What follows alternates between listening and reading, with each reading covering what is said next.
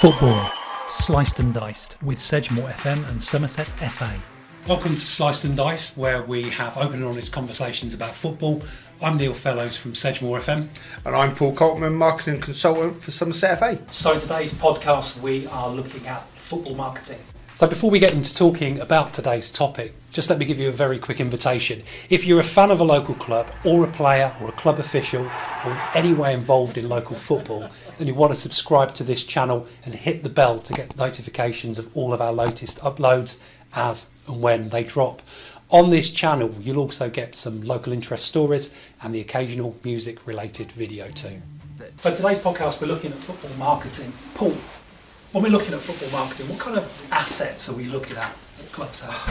From a club's point of view, they could have anything from player sponsorship, pitchside advertising boards of various sizes, match day sponsorships, match ball sponsorships. They could sponsor their mascots, sponsor the bar. They're anything that tunnel, all the way up to the stadium. We look at the elite end of the game, and obviously you've got the stadiums are named after. Barcelona was the biggest deal. They always said they were never going to sponsor the new camp, but they run out of money, and all of a sudden Spotify is there. And ultimately it's money. Anything that's tangible, anything that can be sold, anything that can have a logo on it, a slogan, a badge, anything. And there was a massive joke many years ago, Mike Tyson, boxing promoters threatening to sponsor the souls of Mike Tyson's opponents because that was the only part of them that you saw. If it can have a logo on it, football clubs will sell it. Brilliant. And today what we want to do is we want to talk to Paul Elliot Smith from Taunton Town. He's going to join us today. So Paul, do you want to come and join us? I should say as well, clapping, there's an audience here as well. We like doing things in front of an audience when we can, don't we, Paul? Feel the pressure. Okay. So, Paul, we're looking at football marketing today, and you are involved with Taunton Town. Oh, part of the media team, yeah. So, in terms of, obviously we know in football, you see the big clubs and it becomes a little bit more obvious about some of the marketing activities that are going on there. Taunton, obviously lower down in the football pyramid. Part-time club. Tell us a little bit about what you're doing as a part-time club in terms of your marketing. Lots going on really behind the scenes, as you can imagine. That goes on with the club. We're predominantly volunteer based, so there's lots of to and fro back between our WhatsApp group of ideas and things like that. We've had a really good season so far in terms of the sponsorship deals that we've made that you mentioned there, and those sort of partnerships that we can make and build those links with various sort of stakeholders. And of course social media has also been quite popular with us. That's been carried on, so sort of growing that really a little bit more. So. I think the terminology you use is interesting. Obviously we highlighted that it's a part-time club, but still the terminology you use is at a level that the game recognises across most levels, stakeholders, partnerships. And I think when we go even lower, we look at our junior teams and our youth teams, it still is sponsorship. What do you see as the difference between a partnership and a sponsorship? I think they are very much interlinked. I guess in terms of a partnership, as well as you're looking to work together for the same sort of goal. I guess a sponsorship maybe is people want to say build their brand and align themselves to the brand of a football club, and which is very much sort of embedded in community. That's kind of that kind of answer. I think they're very similar really in terms of that. I would have thought. So a partnership is something that the partner, the opposite part of this duo wants to get something from, where a sponsorship is very much just an advertising.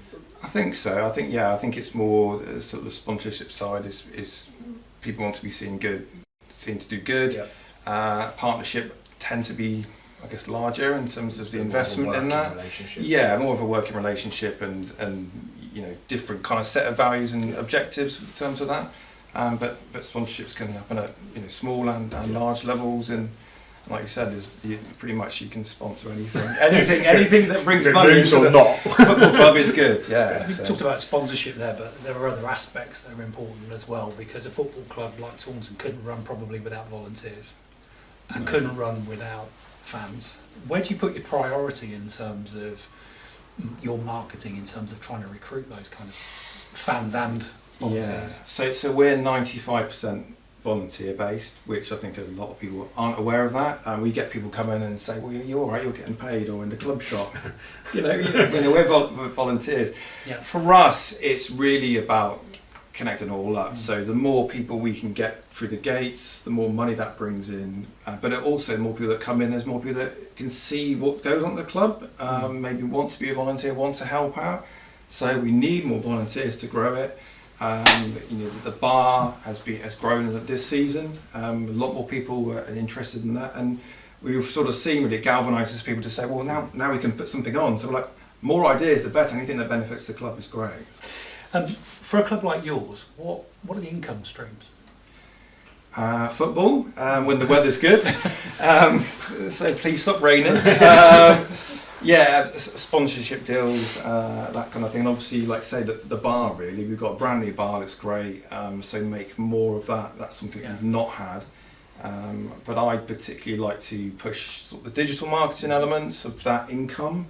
It tends to be something offline, say in terms of money that comes from signage or sponsoring sort of kits or that kind of thing. But there's a huge opportunity, I think, even at particularly any money that can come in. So you're looking at website advertising, anything to sponsor social media posts, etc. It just opens it up to so much bigger than you sort of see on sort of face value, really. It was interesting you said, obviously, as a revenue stream, the weather has a huge impact on the potential of that. Explain how, because a lot of people may not realise. Yeah, well, I mean, obviously most of your income is coming through your ticket sales and people coming along. Suddenly that income that you're relying on has gone. It's kind of that that bottleneck of cash flow.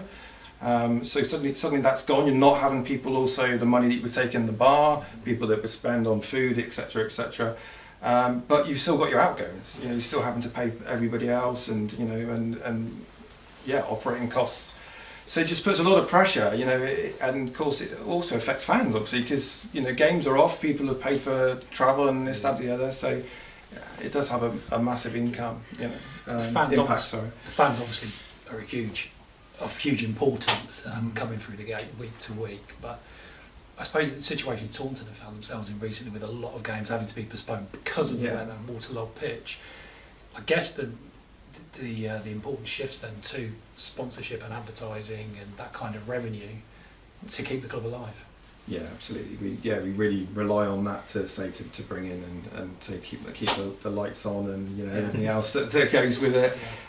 It's vital, and I think because it is very community based and people can see if they can support something that they're great. We've got wonderful fans that are already rallying around, and now we can with the bar. What can we do in the bar? So they talk of quiz nights and FIFA nights and all sorts. I saw the FIFA nights one actually. That was mine actually. Was it? Just stick that in there. Just an excuse to play FIFA, ain't it? But what do you need? And clubs like you, what do you feel like Taunton need? Because I look at Taunton, I think maybe you've been punching above your weight a little bit. In terms of where you're at now. See, as media, what he did there was he saw the hole and went in 2 foot. Well, I can, but you can't. So, what do you need in order to? Because it's great, obviously, for Somerset to have a club in the league that you're in, and obviously great to see Yeovil doing what they're doing, and Western and Bath in the same leagues as well. From a media point of view, that's all fantastic. We want to see you guys continue to succeed. So, what do you need as a club to continue to maintain that level and maybe go on from there? We just need to build a fan base, really. The brand's growing. We've had some really unique things happen, like the connection to Japan. That's been great. That's been picked up by various media outlets. So that's been good in kind of raising our profile. But it's just getting more people to come along to the games to support us. Say more sponsorship, more of the same, really. We've got more of what you're doing. Yeah, we've got a great team. So I'm part of the media team. It's been great. I predominantly, have worked for myself for many years, and for me, it's been lacking that kind of part of the team. So, I mean, I look like a bit of a glory hunter. I've only come in the last 3 seasons, and suddenly, so we've done amazing. We're really. This is I don't want to say that, but no, it's great to be part of that, and when I say we come in, we're champions, and and with second season now, and in the league, it's been really good. I say it's just growing that now. We've got lots of good ideas. I think because we are predominantly volunteer based. Yeah. It just takes that longer to get the traction going because you're relying on people that are working full time, and so some things like press releases. You finish work and you're like, oh god, when a game finishes at say 5 o'clock, when the game finishes, we're behind, editing rapid footage, then I'm back up, editing the video, and then it gets passed to somebody else in the team who then does the press release, and then we link it all up. So. Yeah. Is there obviously the audience that we've got here today and wider audience that are watching, is there anything specific that you can think of now that would make such a huge difference to what you can do, apart from tens of millions of pounds? I was about to say Hollywood millionaire. Not yet, that's it. No. Not sure why Reynolds and his mates are watching. Well, they might be. I guess the key thing is to stop it raining. That would be good. We'll control and just more people to come along. I think people expect, the level. When I started to come along again, I came years ago to Taunton. When I came back, friends said you should come down, and I was like hooked straight away. Just like to get right up to the action, get to know the player, the team. It's that. I just loved it straight away. Really, really good. And I guess from a marketing point of view, one thing I kind of noticed, maybe I'm going off subject a little bit now, is people tend to promote the footballers too much. My first sort of thing coming in as somebody new was like, well, actually, let's turn the camera around and take pictures of the fans, the experience. That for me was what set apart. So we introduced little things like the selfie frame, and I go around and the little kids love it. They love it, and then we put them in the program. We brought back printed programs. A lot of people still like them. Something tangible you can keep. So we've done that. I've had so many conversations about whether a digital program or a printed program. I think it's a generational thing, and that. Totally off subject, but I do think programs is a generational thing. I'm quite happy looking at it on my phone, probably the same as a newspaper or whatever, but there will be a whole generation of football fans that love a program. We have, when we first came out, last season, a lot of people were visiting Taunton for the first time, so they were wanting to get the mementos and all the little pin badges and stuff like that. But we had internal conversations about whether we bring in printed programs, and the younger people of the team weren't so keen. And I kind of stood there quite smugly when we had people queuing up the door to get the printed programs. And I was like, again, part of that match day experience, So I think documenting more of the day out. So we've, the bar looks great. We've done really well to grow the number of street vendors and have a nice variety. People really like what we offer there. We just need more people to come along, spend more money, and we can invest more money and grow it from there. Well, thanks for coming and joining us today. My pleasure. Thank you very much. If you've enjoyed this episode, then please subscribe to the channel and remember to hit the bell to get notified about all of our latest uploads. Also, if you would like to get some extras from within the studio, like memes that we don't usually share anywhere else, a regular newsletter and access to our best of archive, then please follow the Patreon link in the description.